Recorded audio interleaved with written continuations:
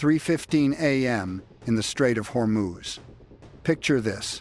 Iranian fast boats suddenly dart between civilian ships, accelerating straight toward the United States convoy. The USS Mason's weapon systems were no longer within safe firing range. Combat radar instantly flooded with false contacts as cheap, low-flying drones appeared inches above the water. Amid all that tactical chaos, nobody knew which explosive-packed vessel was heading straight for the American ships. In just a few brief, tense minutes, this entire maritime battlefield began spiraling totally out of control. The USS Mason and USS Truxtun held a tight escort formation, shielding a convoy of civilian oil tankers moving through a very narrow shipping lane. The Spy 1 radar started catching sporadic surface signals, hiding in the clutter of regular fishing activity near the Iranian coast. What first looked like random movement quickly became coordinated groups of high-speed attack vessels approaching from three directions, tailing the civilian ships and circling just beyond the radar horizon near the islands. Iranian forces exploited the dense electronic traffic, perfectly blending their signatures into civilian transponders. At the exact same time, small quadcopter drones began skimming close to the water surface, jamming the entire radar picture, forcing the Aegis combat system to filter hundreds of false sensor signals.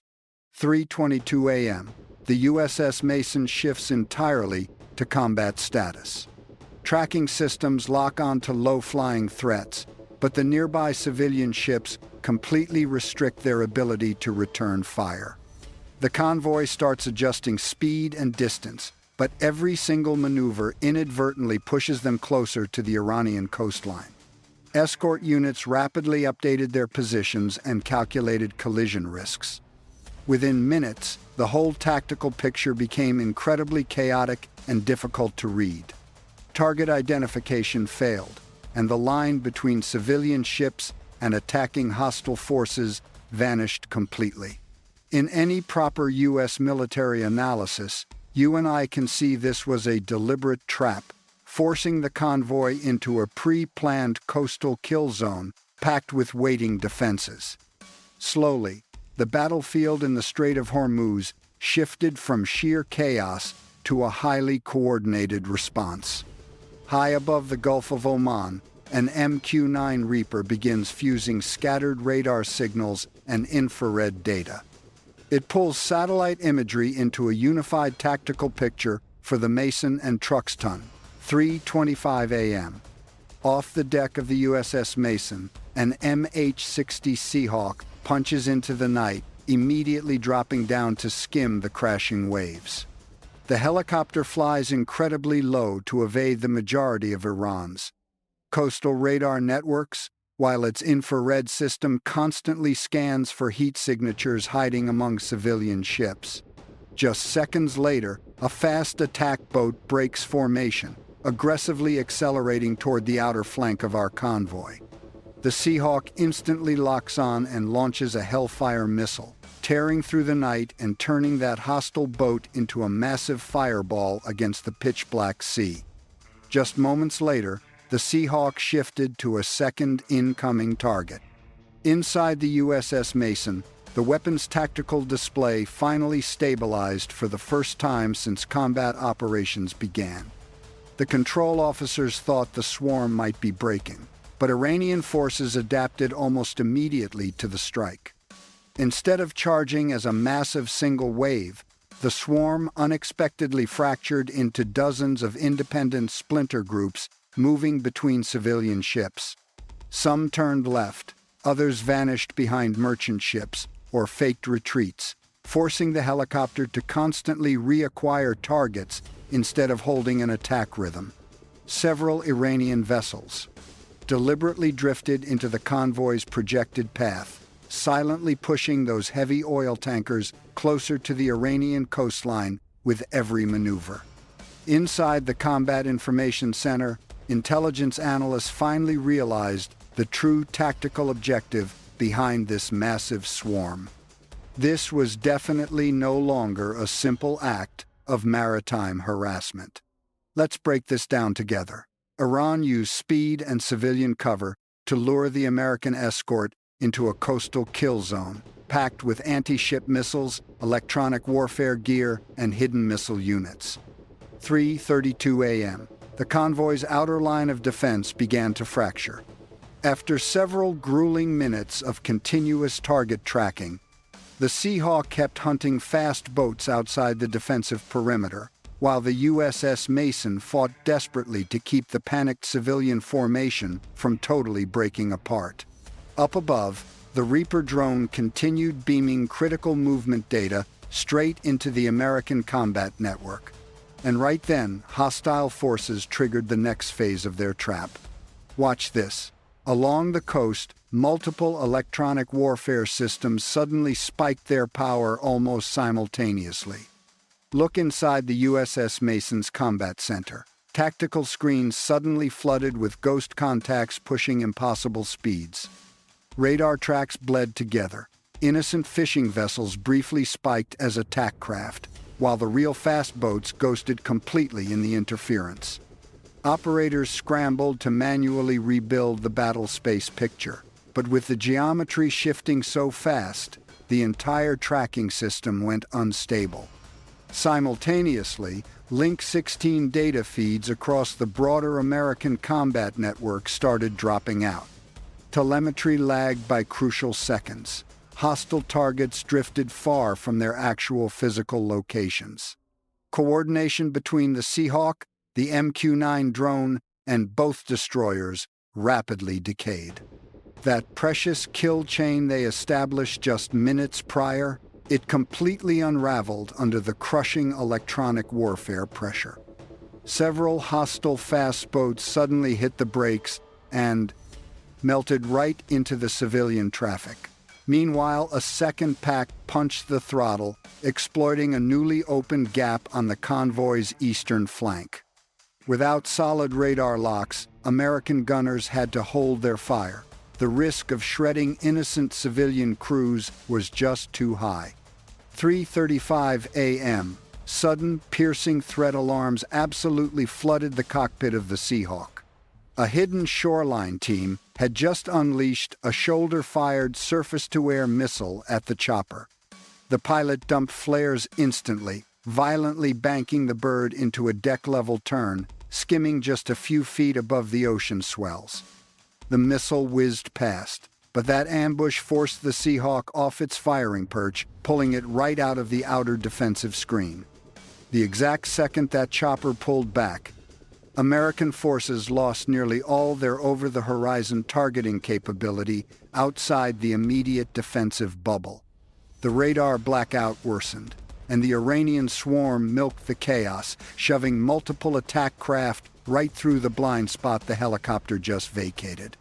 In mere seconds, hostile forces ruptured the outer perimeter, carving a high-speed kill channel directly toward the American ships. The entire defensive ring was redlining, ready to snap. Exploiting the gap left by the repositioning MH-60, the enemy commander authorized their lethal fallback, a massive suicide wave of waterborne IEDs. 15 armored interceptors peeled off from the main formation. Each hull was absolutely loaded down with military-grade high explosives. Pushing a blistering 50 knots, they carved sharp wakes into the water, driving a dagger straight at the heart of the civilian tankers. On the bridge of the Mason, the tactical picture degraded into an absolute nightmare. The SPY-1D radar was drowning in electronic noise and ghost tracks. 3:38 a.m. Suicide drones crossed the 1,000-yard line, but the Phalanx close-in weapon operators hit a brutal technical wall. Because those massive commercial tankers were practically hugging the destroyer's hull for cover. They accidentally generated a catastrophic radar blind spot. The Phalanx firing computer refused to shoot. The threat trajectory crossed right through the steel superstructure of the friendly commercial vessels. The destroyer's ultimate line of defense was completely neutralized by the exact ships it was sent out there to protect. Pure panic bled over the comms as the lead explosive boat crossed the red line into imminent impact range. Then, a heavy bass rumble vibrated through the tanker hulls, followed instantly by the scream of twin-turbine engines. Out of the pitch black behind the convoy, two AH-64E Apache Guardians, secretly scrambled from a coastal forward base, ripped right over the tanker masts. Skimming 10 feet off the deck to beat the radar, the gunships materialized like mechanical phantoms.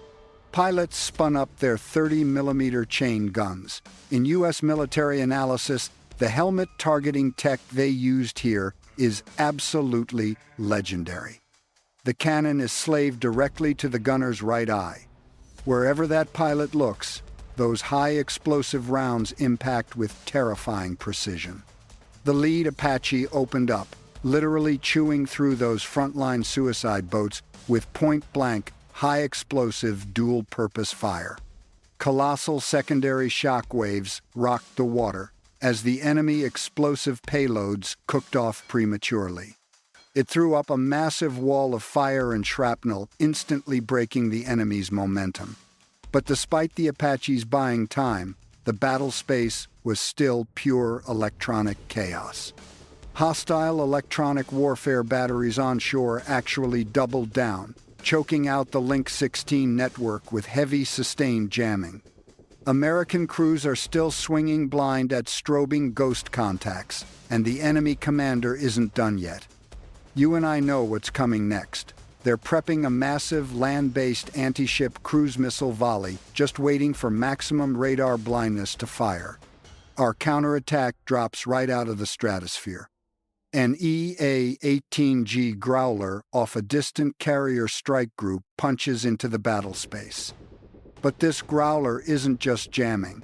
It's playing a high-stakes, deadly game of deception. It releases a swarm of ADM-160 MALD decoys, cheap drones, perfectly mimicking fighter jet radar signatures. These ghost ships fly right at Iranian missile batteries.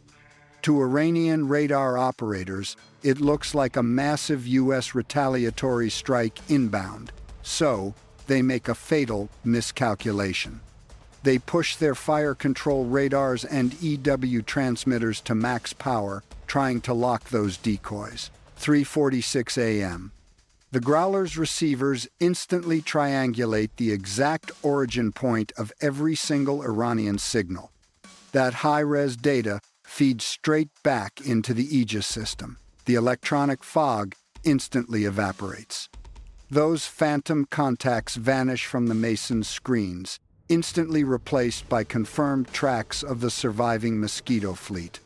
The Link 16 network stabilizes, fusing the MQ-9 Reaper, Seahawk, Apache, and Mason into one lethal kill chain.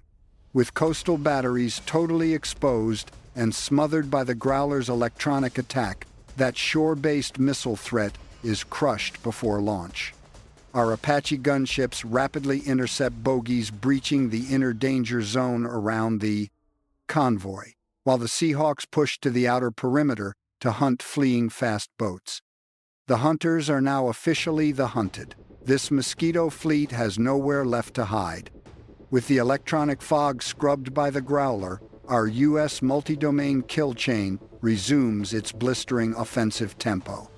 Completely unblinded now, the entire combat network operates as one vicious, unified organism. Reapers feed exact waypoints directly to the Apaches, while MH-60 Seahawks use multi-mode radar to ruthlessly prioritize targets. One last suicide boat makes a desperate run straight at the lead oil tanker's stern.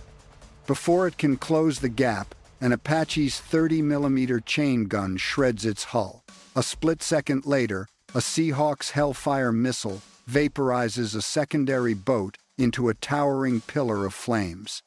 3:51 a.m., the swarm scatters. But you and I know the U.S. military isn't done. The MQ-9 Reaper shifts from overwatch directly into attack mode. Cruising at 25,000 feet, it acquires a hard lock on the Iranian command bunker hidden along the coastline.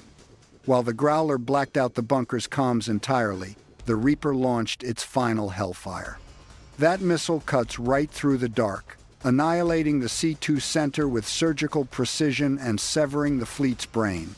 Totally decapitated, the surviving boats scatter in absolute panic. Barely 12 minutes after the opening salvo, the Iranian drone swarm is erased from the Strait of Hormuz. They gambled everything on sheer numbers. We countered with a network built to slaughter swarms. Listen, the most terrifying thing about the Apache isn't its speed or missiles, it's the IHADSS system. This hardware slaves the 30mm chain gun right under the chopper's belly to track exactly where the pilot's eyes go. Put simply, the pilot turns his head, and that gun flawlessly follows. In pitch-black chaotic brawls like this one in Hormuz, that capability is absolutely lethal. The Apache pulls high-G maneuvers while laying down fire, almost like a natural human reflex. It's not just a guy flying a helicopter anymore. The pilot and the machine have essentially merged into one terrifying, living weapon. In our U.S. military analysis, Hormuz isn't just about bullets. It's a brutal test of cheap swarms challenging billion-dollar technology. And tonight, you and I both see the clear answer.